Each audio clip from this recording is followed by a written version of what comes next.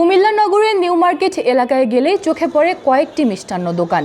এখানে সাজানো জিলাপির ডালার পাশেই কড়াই ভর্তি তেলে টকবক করে ভাজা হচ্ছে জিলাপি। দিয়ে আমরা সারতে পারি না, ডেলি আমরা যা করতেছি তা শেষ হয়ে যাচ্ছে, আরও মানুষের চাহিদা থাকে।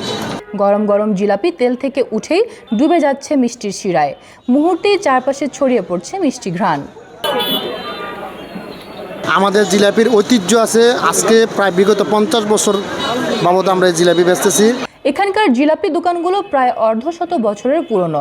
এসব দোকানে যেমন নামডাক রয়েছে, তেমনি তাদের জিলাপিও সুস্বাদু বলছেন ক্রেতারা। এটার স্বাদ অপূর্ব স্বাদ, এখান থেকে সবসময় নেই। বিকাল গড়াতে এসব মিষ্টান্নের দোকানে ক্রেতাদের ভিড় জমে। ক্রেতাদের চাহিদা সামাল দিতে হিমশিম খাচ্ছেন বিক্রেতারা। কেউ বাসার জন্য কিনছেন, আবার কেউ দাঁড়িয়ে দাঁড়িয়েই গরম জিলাপি তৈরির দৃশ্য উপভোগ করছেন। জিলাপি বানাই আমরা আপনার মাছ, বেসন, চাউলের গুঁড়া, ঘি, তিল, আটা, ময়দা সব কিছু মিক্স দিয়া। অন্যান্য সময়ের তুলনায় রমজানে বিক্রি কয়েক গুণ বেড়ে যায়। প্রতিদিন কয়েক মন ময়দা দিয়ে জিলাপি তৈরি করতে হচ্ছে।